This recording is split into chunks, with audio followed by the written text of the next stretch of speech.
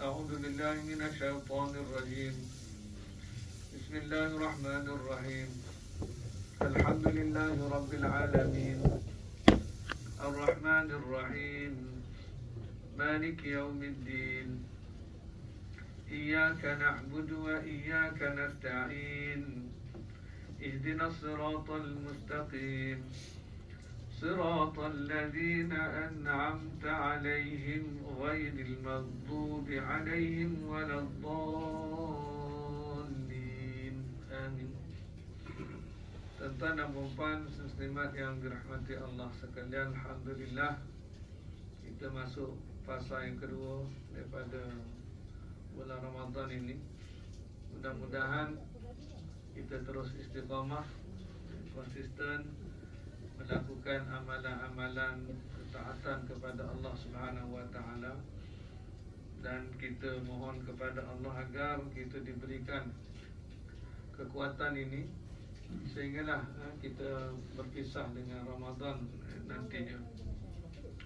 Jadi tajuk yang diminta untuk saya sampaikan adalah berkaitan dengan pahala berganda ataupun ganjaran. Jadi marilah kita sama-sama rebut ganjaran ataupun pahala berganda ini.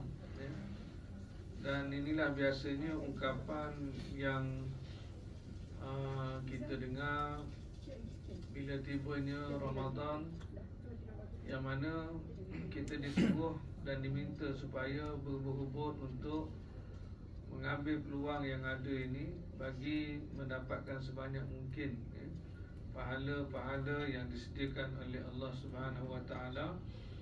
Di samping kita nak meletakkan diri kita dalam kategori mereka-mereka yang bertakwa kepada Allah melalui ibadah puasa yang difardukan ini. Jadi bulan Ramadan ini, tuan-tuan dirahmati Allah sekalian, bulan yang kita tahu bulan yang mulia, penuh dengan kelebihan yang sama sekali tidak ada pada bulan-bulan yang lain. Bulan ini dipanggil Syahrus dipanggil Sayyidus Syuhur, penghulu segala bulan. Kalau hari Jumaat, tapi kalau bulan Ramadan, maknanya menunjukkan kelebihan yang luar biasa yang ada di dalam bulan ini. Sehingga kan Allah Ta'ala fardukan puasa, sehingga kan Allah turunkan Al-Quran, sehingga kan Allah pilih malam Lailatul Qadar juga berlaku dalam bulan Ramadan ini. Dan bulan ini juga adalah bulan yang diberkati oleh Allah Subhanahu wa taala, menunjukkan bahawasanya di dalam bulan ini banyak amal-amal soleh yang bertambah yang dilakukan oleh seluruh umat Islam di seluruh dunia.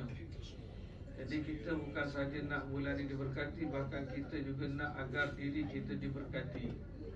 Jadi kalau kita nak tahu sama ada diri kita ni diberkati atau tidak, ada keberkatan atau tidak dalam kehidupan kita, tengok adakah di sana bertambahnya kebaikan yang kita lakukan. Semakin bertambah umur kita, makin banyak kebaikan kita buat, atau sebaliknya. Kalau tak bertambah tu mana tak berkat lah. Sebab keberkatan itu bermaksud ziyadatul khair, bertambahnya kebaikan tu. Jadi kalau kita nak tahu, kita sajalah yang boleh buat, orang kata, muhasabah kan, untuk diri kita nak tahu berkat tak berkat kehidupan kita ini melalui amalan-amalan yang kita lakukan kepada Allah Subhanahu wa taala. Jadi alhamdulillah kita masih diizinkan untuk bertemu dengan bulan yang mulia ini, yang kita tahu hanya muncul setahun sekali. Dan alhamdulillah Allah masih beri peluang kepada kita untuk kita sambut Ramadan ini.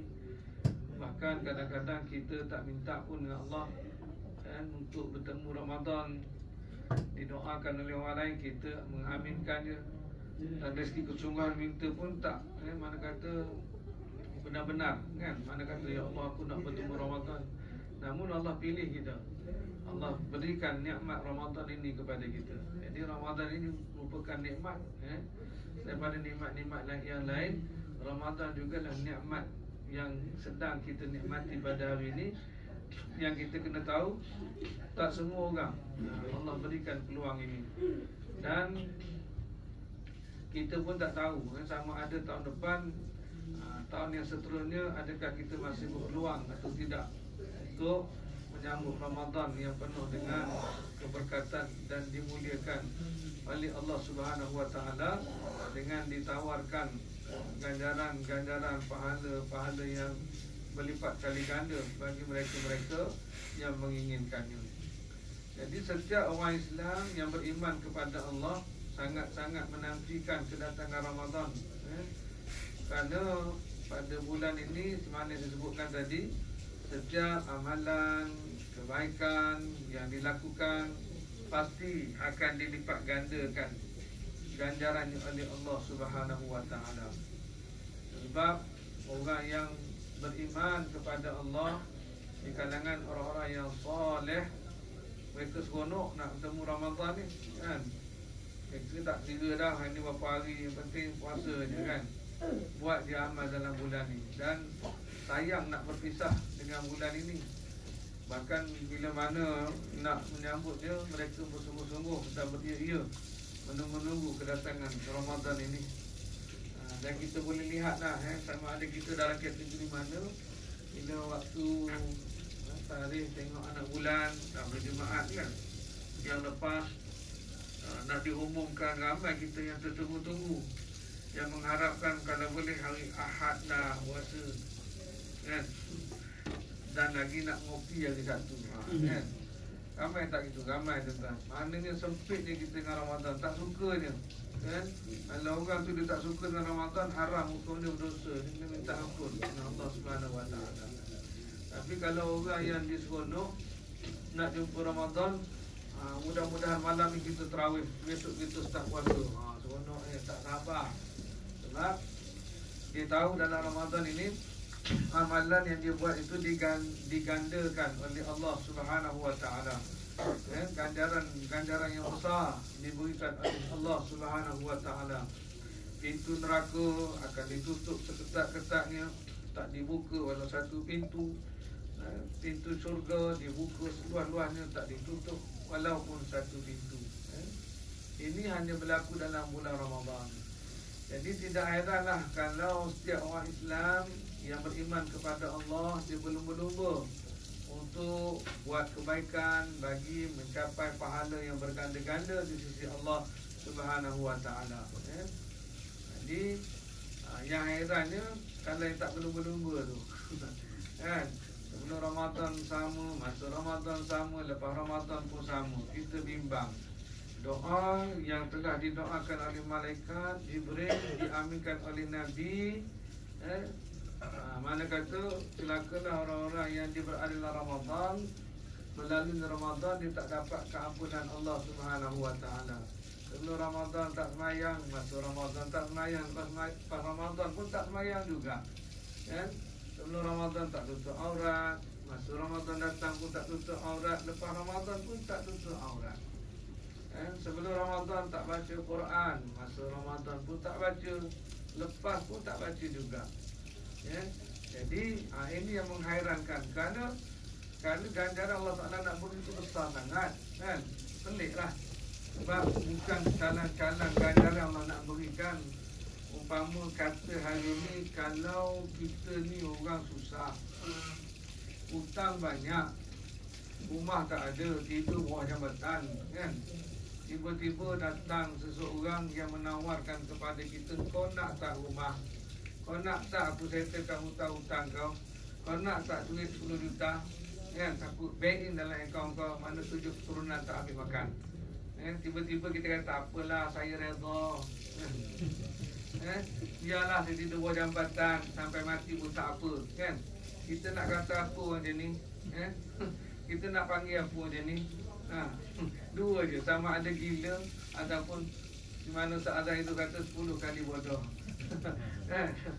Sebab yang Allah, yang orang tu nak bagi itu besar. Begitulah mana kata perbandingannya dengan bulan Ramadan ini. Pelik bila mana Ramadan datang, kita tak cuba untuk nak merebut ganjaran tersebut. Kita biarkan berlalu. Tak ada perubahan pada diri kita. Bahkan lebih galak lagi dalam bulan ni dengan perkara lalai dan sebagainya kepada Allah Subhanahu Wa Taala. Tuan-tuan yang dirahmati Allah sekalian, memang kita kena berlumba-lumba dalam perkara mengumpulkan bekalan pahala, yang mana kita tahu pahala yang kita nak kejar ni bukan untuk digunakan sekarang, kan? Kita nak guna nanti bila kita berpindah daripada alam dunia ni ke alam barzakh, kan? Nak tak nak, suka tak suka, setiap daripada kita yang diberi nyawa oleh Allah satu masa nanti akan merasai mati. Kullu nafsin za'iqatul maut, setiap yang bernyawa itu akan merasai mati. Dan bila mana kita berpindah ke alam yang seterusnya, itu alam barzakh, kita kena ingat di mana kat dunia kita ada bekal yang kita perlukan, di sana pun begitulah juga. Bekalan-bekalan yang kita perlukan dalam bentuk pahala, bukan dalam bentuk wang ringgit dan sebagainya. Buktinya kita pergi kubur mak ayah kita, ada ke kita pergi letak duit celah batu nisan tu? Tak ada, kan? Melainkan kita sebut Al-Fatihah. Ni hari ni pun tak lagi lepas sembahyang nak buat tahlil. Nak hadiah pada siapa? Nak kirim pahala pada siapa tu yang dah meninggal dunia, kan? Tapi kita hidup tak sungguh pula nak kumpul untuk kita, nak kirim pada orang. Muncul juga ada kawan-kawan yang ingat, kan? Kalau kita mati besok, kalau kawan tak ingat, saudara mara tak ingat, nak harap pada siapa? Tuan-tuan dirahmati Allah sekalian. Sebab kehidupan kita di dunia ni nak banding dengan kehidupan di alam barzakh, kat sana lagi lama, kan? Imam Syafi'i hidup 23 tahun, dah meninggal dunia 1200 tahun, kan? Imam Nawawi hidup 40 tahun je kat dunia, dah meninggal 800 tahun. Kat dunia kejap, kat sana lama. Imam Syafi'i tak apalah, dia seorang ilmuwan, kan, ulama hebat dan sebagainya. Pahala yang ditinggalkan tu banyak, ilmu bermanfaat yang disampaikan dan sebagainya. Mana kata terima je kiriman pahala daripada orang hidup walaupun dia telah pun meninggal dunia. Yang bimbangnya kita, sedekah jariah kurang, ilmu tak ada, anak yang soleh pun tak ada sebagai contoh, nak harap apa lagi kalau bukan kita sendiri. Tuan-tuan yang dirahmati Allah sekalian. Jadi bulan ini orang Islam yang beriman kepada Allah, dia mesti berlumba-lumba untuk buat kebaikan, untuk buat amal soleh bagi meraih pahala yang berganda itu, kan? Mana kata mesti bersungguh-sungguh buat suatu benda yang tidak ada dalam bulan lain. Puasa sebagai contoh, solat tarawih, kan? Dalam bulan lain tak ada, hanya dalam bulan ni, maka usahakanlah. Mana kata buat solat tarawih tu, pergi tempat-tempat yang kita kata baca satu juz satu malam tu, kan? Nak dapat pahala banyak ni, supaya kita dapat jadikan sebagai bekalan nanti bila mana kita bertemu dengan Allah Subhanahu Wa Taala. Kerana kalau tidak diambil peluang pada bulan Ramadan ini, mana kata susah untuk kita nak dapat peluang itu pada bulan-bulan yang lain. Kerana dalam bulan ini kita tahu bahawasanya syaitan, jin dibelenggu oleh Allah, diikat, dicampak ke laut. Dan kita tak perlu fikirlah macam mana kena ikat, laut mana dia dicampakkan, kan? Dan Nabi sebut percaya je lah, sebab yang Nabi sebut ni semuanya wahyu daripada Allah.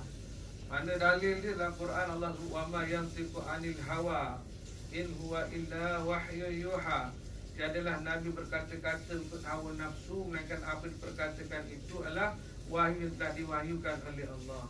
Jadi syaitan ni dia kena belenggu, kena ikat, campak ke laut. Jadi mudahlah untuk kita maknanya memperbanyakkan amalan-amalan soleh dalam bulan ni dan mendidik diri ke arah kebaikan serta menjadi orang yang bertakwa kepada Allah. Sebab syaitan yang ganggu kita ni dah kena belenggu. Habis tu Ustaz, kenapa ramai kita tak puasa, ramai tak sembahyang, ramai lagi tak tutup aurat, ramai lagi minum arak, berzina dan sebagainya, kan? Yang itu kerana kita gagal untuk mengekang nafsu yang ada dalam diri, kan? Hadapan kita ni ada dua musuh, tuan-tuan. Sebelum Ramadan kita ada dua musuh, syaitan dan juga nafsu. Tapi bila datang Ramadan, Allah buang satu, tinggal satu, kan? Kita hanya berdepan dengan nafsu sahaja. Dan Allah beri kaedah kepada kita bagaimana kamu nak mendidik nafsu kamu ini Tidak ada cara lain melainkan dengan melalui ibadah puasa, kan? Tapi bukan sekadar puasa tahan makan minum nafsu syahwat je, semua benda kamu kena tahan. Barulah kamu dapat bentuk nafsu tadi yang mengajak kepada kejahatan untuk jadi nafsu yang kita kata melaksanakan perkara-perkara ketaatan yang diredai oleh Allah Subhanahu Wa Taala. Jadi mudah untuk kita untuk berbuat kebaikan dalam bulan ini nak dibandingkan dalam bulan-bulan yang lain. Sebab itulah kalau tidak digunakan peluang yang ada dalam bulan ini, agak sukar untuk kita melakukannya dalam bulan-bulan yang lain. Tuan-tuan yang dirahmati Allah sekalian, berbalik pada tajuk tadi, pahala yang berganda. Sesungguhnya Allah Subhanahu Wa Taala berikan pahala kepada hamba-hamba ni yang melakukan amal soleh mengikut kehendaknya, tanpa terikat kepada apa-apa peraturan. Allah nak bagi banyak mana, Allah boleh beri. Allah Maha Kaya, kan? Lillahi ma fis samawati wa ma fil ard. Bagi Allah apa yang ada di langit dan di bumi. Nabi Musa, kalau kita baca dalam Quran suratul Qasas, kan, dia lari daripada ni pergi ke Madian, lepas tu dia tak ada kerja, tak ada apa, kan. Lepas tu dia minta dengan Allah Ta'ala, Rabbi inni lima anzalta ilayya min khairin faqir, kan. Dia pergi dekat tempat berteduh, minta Allah. Dengan doa tu Allah beri pada dia apa lepas tu? Kerja, Allah bagi dia isteri, bagi segala keperluan yang dia perlukan dalam hidup dia. Ini antara doa yang boleh kita amalkan kalau kita nak rezeki kita dipermudahkan oleh Allah. Rabbi inni lima anzalta ilayya min khairin faqir. Tuan dirahmati Allah sekalian. Jadi Allah boleh bagi kepada sesiapa yang dikehendaki olehnya pahala yang banyak mana Allah boleh bagi. Semana Allah Ta'ala berfirman dalam Al-Quran, walillahi ghaibus samawati wal ard wa ilaihi yurja'ul umur wa ilaihi yurja'ul amru kulluhu fa'budhu wa tawakkal alaih wa ma rabbuka bighafilin amma ta'malun. Yang bermaksud, dan Allah jualah yang mengetahui rahsia langit dan bumi, dan kepadanya lah dikembalikan segala urusan. Oleh itu sembahlah akan dia serta berserahlah kepadanya, dan ingatlah Tuhanmu tidak sekali-kali lalai daripada apa yang kamu lakukan. Surah Hud. Dan Imam Al-Tabari dalam mentafsirkan ayat ini menyebutkan bahawa hanya kepada Allah jualah setiap amalan yang dilakukan oleh setiap mereka melakukan amalan. Dialah yang akan berikan ganjaran ke semua manusia berdasarkan amalan-amalan mengikut kehendaknya. Allah nak bagi berapa tu pulang. Tuan-tuan dirahmati Allah sekalian, sebagai contoh, Allah Ta'ala gandakan pahala. Dari kita kata sebagai contoh, orang baca Quran, satu huruf dapat 10, yang sedekah sampai 700 kali ganda, kan. Tapi yang puasa ni Allah tak sebut berapa jumlah dia. Mana besar pahala Allah Ta'ala nak beri, sehingga kan ibadah puasa yang Allah Ta'ala fardukan ini, kalaulah seseorang itu dia meninggalkan dengan sengaja tanpa rukhsah yang dirukhsahkan oleh Allah Subhanahu Wa Ta'ala, saja-saja dia berbuka, bukan sebab sakit, bukan sebab musafir yang mendatangkan mudarat, kerana dia kata ini rasa penat dah puasa 10 hari, rehatlah sehari, kan, contoh. Lepas tu lepas habis Ramadan dia qada, bukan sehari, dia qada setahun. Menyesal aku tinggal, dia kata, belum menyamai lagi dengan sehari puasa yang dia tinggalkan. Anak kita besarnya, mana kata ganjaran kita berpuasa ni. Bahkan Allah Ta'ala tak sebut, mana kata berapa ratus kali ganda yang Allah Ta'ala beritahu pada kita melalui Nabi SAW, melalui puasa ni tadi. Bila kamu puasa dengan penuh keimanan, man shama ramadhana imanan wa ihtisaban, apa yang Allah Ta'ala berikan, yang Allah janjikan, ghufira lahu ma taqaddama min dhanbih, diampunkan dosa-dosa yang telah lalu. Yang kita nak apa, tuan-tuan? Kalau kita ada segala-galanya, kalau Allah Ta'ala tak dan Allah Ta'ala tak ampun, tidak ada manfaatnya, tuan-tuan dan rahmati Allah sekalian. Yang kita nak adalah keampunan daripada Allah Subhanahu Wa Ta'ala, yang mana nilai keampunan ini dan ganjaran keampunan ini lebih besar daripada nilaian 1000 kali ganda pahala, 2000 kali ganda pahala, kan? Sebab Nabi berada pada bukan yang tinggi sisi Allah, kerana Nabi tidak ada dosa, kan? Jadi nak ceritanya betapa Allah Ta'ala boleh lipat gandakan pahala itu mengikut kepada amalan yang dilakukan oleh seseorang, dan Allah berkuasa untuk memberikan kepada sesiapa sahaja yang dikehendaki olehnya. Sebab itulah ada orang yang dia amalan tak banyak, tapi dengan sebab amalan dia sedikit, seumpama ada seorang yang dia ini memberikan minum kepada seekor anjing yang sedang dahaga, dengan perbuatan dia itu Allah redha, Allah beri ganjaran paling besar sehingga dia dimasukkan ke dalam syurga Allah Subhanahu wa taala. Tuan-tuan yang dirahmati Allah sekalian. Jadi Allah Subhanahu wa taala melipat gandakan pahala berdasarkan berapa sebab, antaranya disebabkan oleh kelebihan dan kemuliaan yang diberikannya kepada beberapa perkara. Dan kemuliaan tersebut adalah seperti kemuliaan dari segi sudut tempat seseorang itu melakukan amal ibadah. Ini seperti melakukan ibadah di Masjidil Haram di Makkah dan Masjid Nabawi di Madinah akan mendapat ganjaran yang lebih besar berbanding solat di masjid-masjid yang lain. Ini berdasarkan hadis sahih bahawa Nabi SAW bersabda, Salatan fi masjidi hada afdal min alfi salatin fi ma siwa ila al-masjidil haram. Yang bermaksud, solat di masjid aku ini ataupun di Masjid Nabawi ini adalah lebih baik daripada 1000 solat di masjid-masjid yang lain kecuali Masjidil Haram. Mana kalau orang pergi umrah solat di Masjid Haram, Masjid Nabawi ini, kelebihan dia adalah mana kata besar diberikan oleh Allah Subhanahu wa taala. Apatah lagi kalau di dalam bulan Ramadan yang dilakukan di Masjidil Haram, di Masjid Nabawi dilakukan secara fardu dan secara berjemaah, sudah tentulah ganjaran itu berlipat-lipat ganda yang diberikan oleh Allah Subhanahu wa taala. Jadi bagi kita yang tak ada kemampuan ni, kita carilah masjid-masjid di Malaysia ni, usahakan untuk solat berjemaah setiap waktunya dan cuba untuk mengimarahkan masjid, supaya walaupun tak dapat kita kata dengan 1000 solat di masjid itu, mana kata kita dapat ganjaran berganda yang Allah berikan dalam bulan Ramadan ini. Dan yang keduanya, kemuliaan dari sudut masa suatu amalan itu dilakukan. Mana kata yang digandakan pahala berdasarkan sebab tadi tu, mana kata yang tadi kerana tempat, yang keduanya dari segi sudut masa, mana kata suatu amalan itu dilakukan, digandakan oleh Allah. Contohlah bulan Ramadan ini kan, digandakan.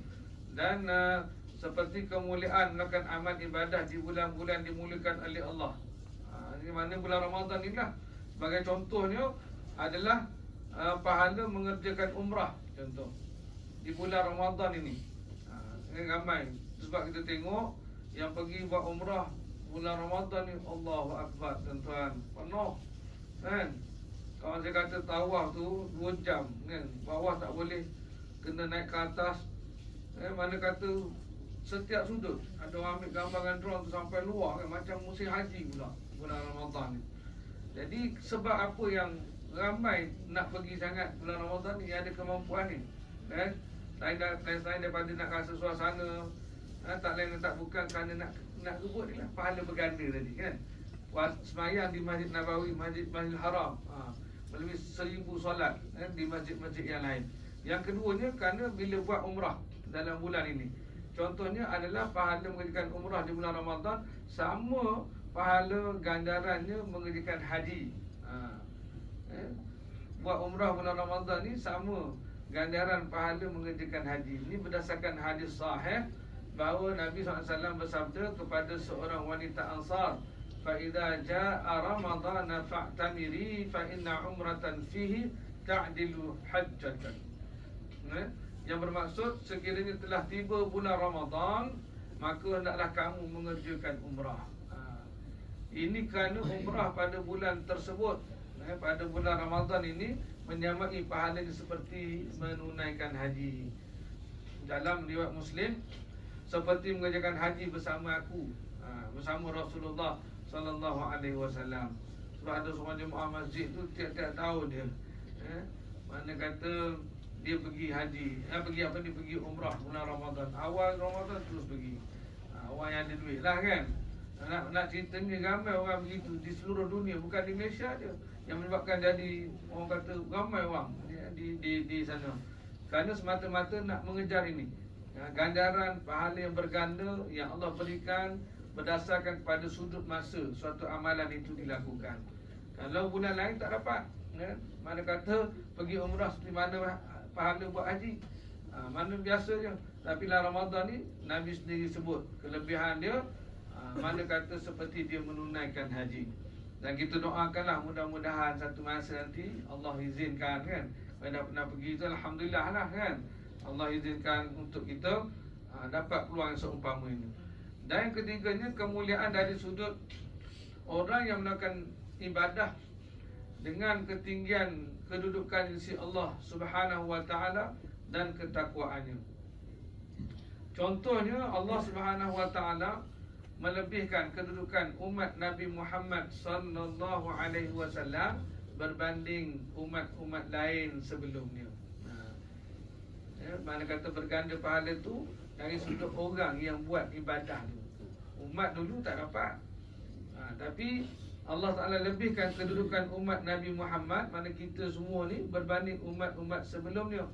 Setiap amalan dilakukan oleh umat Nabi Muhammad sallallahu alaihi wasallam akan dilipat gandakan oleh Allah Subhanahu wa taala khusus kepada mereka, kan, pada kita semua. Tu untungnya kita ni jadi umat Nabi Muhammad sallallahu alaihi wasallam. Walaupun umur kita tak panjang kan, nak bandingkan umat-umat terdahulu, tapi setiap amalan yang kita buat tu berganda-ganda sebab kita ni umat Nabi Muhammad sallallahu alaihi wasallam. Sebab itulah kita kena kasih sayang pada Nabi sallallahu alaihi wasallam. Nak buktikan cinta kasih pada Nabi, kita kena buat sunnah Nabi, kan? Amalkan sunnah Nabi. Kita kena banyakkan selawat kepada Nabi sallallahu alaihi wasallam. Itu sebab pelik kadang-kadang ada juga orang ni kan, tak tahulah, sampai tak suka tuan-tuan dalam hati Allah sekalian.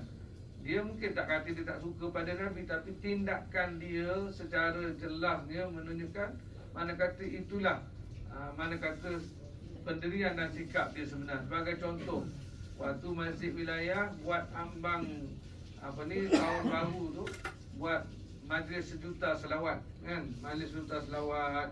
Jadi kita tak adalah tunggu detik 12 malam. Syekh Nuruddin kata kita stop 11.45. Kalau kita berhenti pukul 12, kita pun takbir, walaupun takbir samalah kita dengan dia, kan. Jadi kita berhenti awal, tutup dengan doa dan sebagainya, sebelum tu selawat, kan, bersama-sama dan sebagainya. Maka ada juga orang yang di sekitar itu. Ni bukan orang yang miskin-miskin kawasan tu ni. Orang yang hebat-hebat tu, rumah besar-besar, kan. Ada yang komplain, yang dengar, daripada mana kata suara-suara yang disampaikan, seolah-olah macam marah. Kenapa pasang kuat-kuat, kan? Speaker tu kenapa kuat-kuat, nak tidur tak boleh, macam-macam. Dan selawat dia pun mungkin terlepas pandang, terpasang speaker luar, kan. Bukan yang komplain tu Cahaya Nur Alif, kan. Orang bukan Islam, orang Islam kita, ada pangkat kedudukan dan sebagainya, kan. Sedangkan perbuatan dia tak menyukai itu, walaupun dia kata bising, kan, menunjukkan sikap dia sebenar, tak suka kepada batang tubuh Nabi sallallahu alaihi wasallam. Wal-iyaz billahi min zalik. Bila orang main mercun tak bising pula, kan. Betul tak? Main mercun sampai berminggu-minggu, cubalah bersuara sikit. Kerajaan cubalah, jangan bagi main sampai minggu-minggu, sehari cukup lah, kan. Tak bunyi juga, kan. Patut yang itulah kita kena sama-sama. Maknanya dia mana kata ambil peduli, sebab mengganggu ketenteraman orang lain dan sebagainya. Benda yang jarang-jarang, bukan selalu pun, kan. Jadi maknanya hari ini kita kena sayang pada Nabi, kena banyak selawat pada Nabi sallallahu alaihi wasallam. Terutamanya bulan Ramadan ni, tuan-tuan, tuan-tuan kena ada satu azam nak berselawat pada Nabi sekurang-kurangnya 1,000 sehari, kan, kalau boleh. Dan mana kata kita cuba mujahadah. Mujahadah sebab melalui puasa ni memang dia melatih kita, mengajar kita untuk mujahadah. Mujahadah ni mana untuk berjihad, untuk nak melawan rasa malas, rasa tak nak dan sebagainya, yang mengajak kita untuk buat suatu perkara ketaatan kepada Allah. Sebab benda-benda kebaikan ni tuan-tuan, memang kita kena ada usaha bersungguh-sungguh untuk melakukannya. Kalau kita tak paksa, tak mujahadah, maka perkara tu tak akan berlaku. Samalah sebelum kita nak dapat duduk dalam majlis ilmu, nak solat berjemaah secara konsisten, sebelum tu macam mana? Kan? Payah juga. Berkali-kali diajak, kita tak datang.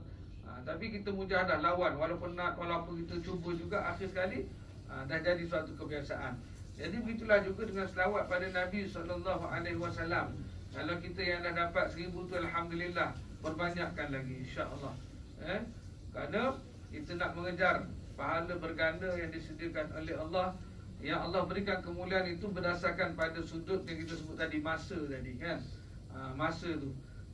Kerana tidak ada masa, detik, waktu yang paling bernilai, paling berharga di atas dunia ni, melainkan masa, waktu, detik yang ada dalam bulan Ramadan. Sebab itulah, kalau lepas tarawih, kan, kalau yang muda-muda, mana main bola, tunggu dulu, kan? Tak payahlah dulu. Bila? Nanti lepas Ramadan lah. Nak main minta pun, tunggu dulu. Nak mengetih bolehlah sekali-sekala, tapi jangan tiap-tiap malam, kan? Nak colek pun jangan tiap-tiap malam, ikut kawan ajak pergi je, kan? Sebab masa tadi, masa yang ada tadi patut kita gunakan untuk kita pertingkatkan lagi. Mana kata ketaatan kita pada Allah, yang mana kita ni kena muhasabah diri. Sebagai contoh, kenapa yang kita ni boleh pergi satu tempat tadi, contoh nak pergi main bola, pergi setengah jam, kemudian main sejam setengah, kemudian balik setengah jam, kadang-kadang lepak dulu minum 4 jam kat situ, kadang 3 jam, kan? Boleh kita habiskan masa di situ. Alangkah baik masa 3 jam tadi kita duduk kat rumah ke di masjid ke, walaupun kita dah habis baca Quran, baca lagi, kan? Supaya kalau kita dapat gunakan masa itu sekurang-kurangnya, daripada dapat khatam sekali Quran, dapat 2 kali khatam. Tapi kita gunakan untuk perkara yang lalai dan lara, yang tidak mendatangkan manfaat dalam bulan ini.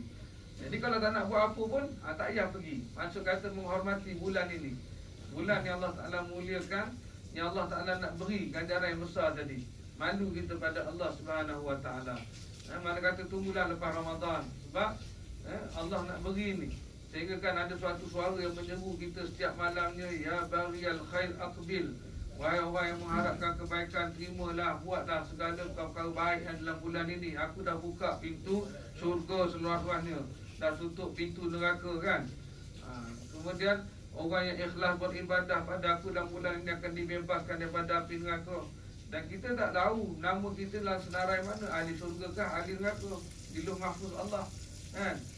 Kita tak tahu, tuan-tuan rahmati Allah sekalian. Jadi dengan keikhlasan kita dalam beribadah dalam bulan ini, mudah-mudahan Allah melihat kepada kesungguhan kita, kan? Effort kita tu tadi menyebabkan, kalaulah takdirnya dalam senarai neraka, Allah keluarkan senarai nama itu dan bebas kita daripada api neraka Allah Subhanahu Wa Ta'ala. Dan suara ni tadi juga menyeru, wahai orang mengharapkan kejahatan, nak buat benda-benda yang tak baik dalam bulan ini, berhenti, jangan buat, kan? Mana kata bukanlah maksud nanti bulan yang lain kita start buat, tidak.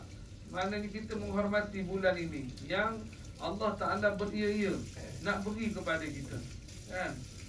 Tapi kita acuh-acuh, kita nak tak nak. Sebab itulah Nabi kata, mana kata yang malaikat doakan orang yang berada Ramadan tak dapat kampunan Allah, dia tak rebut keistimewaan Allah Ta'ala berikan di kalangan orang-orang yang mendapat kecelakaan. Kenapa? Abadahullah, Allah jauhkan dia daripada Allah Subhanahu Wa Ta'ala. Bila terjauh daripada Allah, maknanya terjauh daripada rahmat Allah. Bila terjauh daripada rahmat Allah, maka syurga itu bukan milik dia. Bahkan tempat ni adalah neraka Allah Subhanahu Wa Ta'ala. Tuan-tuan yang dirahmati Allah sekalian, jadi sebab itulah mana kata kita sebagai umat Nabi Muhammad ni beruntung. Mana kata kita kena bersyukur kerana dipilih oleh Allah jadi umat Nabi Muhammad, dan setiap amalan yang kita buat digandakan oleh Allah Subhanahu Wa Ta'ala. Justru itu kita perlu mengambil pendekatan-pendekatan yang telah disampaikan oleh Nabi melalui amalan-amalan yang banyak boleh kita lakukan dalam bulan ini. Antaranya memperbanyakkan membaca Al-Quran. Jangan dalam bulan ni pakat-pakat tadarus lepas Ramadan hilang terus kan. Tak baca terus. Yang ada ni mungkin dah ada yang dah khatam kot. Alhamdulillah yang dah khatam. Dah ada yang 20 juzuk. Takut satu juzuk pun tak sampai. Dah sampai alhamdulillah. Yang baca tadarus lah dekat rumah ke pejabat dia sendiri tu kita baca lah juga. Target sendiri kita baca tu nak habiskan. Mana kata satu Quran 30 juzuk. Sebenarnya benda ni jadi kita kata susah nak buat sebab kita tak membiasakan, tak jadikan sebagai amalan kita. Saya Masjid Wilayah kita jemput Syekh Abdul Rahman Ad-Dusuki daripada Mesir kan, yang mengimamkan solat tarawih satu malam satu juzuk lah. Biasanya start pukul 9 habis 10.50, paling lewat lah 10.50. Dan diselangi dengan doa lah, tak ada selawat. Kalau tu lagi panjang kan. Jadi kalau nak selawat pun boleh juga. Cuma sebab satu juzuk nanti panjang masa sebab nak tadarus dan sebagainya. Jadi saya tanya Syekh, dia dah hafal Quran tu kan. Dia baca Quran masa semayang dengan di luar semayang lain tuan-tuan. Kena pula jadi imam yang ingat boleh jadi lupa tu. Dia kena murajaah. Tanya Syekh berapa juzuk satu hari? Kam juz'an fil yawm murajaah. Tanya dia murajaah Quran. Dia kata 5 juzuk tuan. 5 juzuk sehari murajaah Quran. Dia sebenarnya tuan-tuan, kalau satu buku surat tu 2 minit setengah je kan. Kalau satu surat depan belakang tu 5 minit je. Mana kata dalam masa sejam, kalau kita baca secara tartil kan, boleh dapat satu juzuk. Satu juzuk. Jadi dalam sehari mesti ada masa-masa kita yang 1 jam, 2 jam kita boleh peruntukkan. Cuma kita ni itulah yang peliknya kan. Bila duduk menghadap TikTok ke apa, sejam tak rasa apa. Tapi mula je pegang Quran, baca Bismillahirrahmanirrahim, Yasin, muat terus. Tak dah habis baca dah muat dah. Dan pernah Syekh ni dia cakap, dia ada hari-hari yang kadang-kadang dia sibuk tuan. Mana kata orang hafiz Quran ni memang dia kena murajaah Quran. Kalau dia nak jaga Quran dia, yang dia hafal ni, hafal senang, nak jaga tu bukan senang. Jadi dia kata pernah waktu kadang orang datang rumah dan orang tak sempat, dia akan qada balik hari yang dia tak sempat murajaah. Dia pergi ke Sungai Nil, dia kata pagi sampai petang, dia kata dia akan mengulang. Dia dapat 15 juzuk sehari. Tentang dalam hati Allah ya. Mana dia jaga semua. Sebab dah jadi satu yang dah sebati ya. Jadi dia akan terdorong untuk nak buat benda tu. Tuan-tuan rahmati Allah sekalian. Jadi kita buatlah walaupun tak boleh banyak, sekurang-kurangnya mengikut kadar kemampuan kita. Tak boleh buat semua, jangan tinggal semua. Yang penting baca Quran. Kalau boleh tadabbur Al-Quran tu. Di samping baca, kita merhatikan ayat-ayat Quran yang kita baca. Kita kadang-kadang banyak sangat tekanan pada hukum tajwid dan sebagainya. Kadang-kadang di sebalik ayat tu kita tak cukup mengambil pengajaran dia kan. Jadi maknanya selain baca, kita tadabbur dan kita cuba memahami dan kita amalkan. Kerana melalui bacaan Quran ini kita akan dapat faham yang berganda-ganda daripada Allah Subhanahu Wa Taala. Bismillahirrahmanirrahim. Qul huwallahu ahadunillahus samad, lam yalid wa lam yulad wa lam yakul lahu kufuwan ahad. 5 saat dia pun ada berapa huruf pada surah Al-Ikhlas. Katalah 100 kali 10, berapa dah pahala dalam masa 5 saat. Allah boleh beri sebab Allah Maha Kaya. Kita ni fakir di sisi Allah Subhanahu Wa Taala kan. Cuma kita tak sungguh sebab kita tak nampak upah tu kan. Tak diberikan sekarang. Kalau nampak, confirm lah kita akan baca, kita akan rajin baca satu muka surat, dapat notification, masuk duit RM500. Confirm kita baca kan. Tapi sebab tak nampak, nampaknya bila? Bila kita nak mati besok, datang malaikat, fakashafna an karita'ak fabasaruka al-yawma hadid. Kami buka pandangan yang menutupi pandangan mata kamu. Di waktu itu pandangan mata kamu jadi tajam. Semua yang kita buat di dunia dulu Allah perlihatkan. Kita nampak. Waktu itulah yang kita nantinya farji'na na'mal salihan inna muqinun laula akhartani ila ajalin qarib. Ya Allah, tangguhkanlah kematian ini pada satu tempoh yang lain. Kenapa nak buat amal, nak sedekah dan sebagainya kan. Barulah kami yakin ya Allah. Tuan-tuan dirahmati Allah sekalian. Jadi marilah sekali lagi Saya menyeru diri saya dan tuan-tuan sekalian, kita sama-sama rebut peluang yang ada dalam bulan ini untuk mendapatkan pahala yang berganda yang disediakan oleh Allah melalui amalan-amalan yang disebutkan tadilah, amalan mana kata baca Quran, tarawihnya, bersedekahnya, jamu orang buka puasa dan sebagainya lah. Mudah-mudahan kita mendapat manfaat daripada Ramadan pada tahun ini, dan kita doakan mudah-mudahan Allah berkati amalan-amalan yang kita lakukan, di samping Allah kurniakan dan anugerahkan kepada kita keampunan dan juga malam Lailatul Qadar pada Ramadan pada tahun ini, insya-Allah. Jadi sekadar itulah dahulu untuk tengah hari ini, yang baik itu daripada Allah Subhanahu Wa Taala, yang kurang daripada kelemahan diri saya sendiri. Dan insya-Allah lepas solat zuhur nanti ada sedikit tahlil ringkas tahlil ringkas. Mudah-mudahan amalan kita diterima oleh Allah Subhanahu Wa Taala. Aqulu qali hadza astaghfirullahal azim li wa lakum, wassalamu alaikum warahmatullahi wabarakatuh.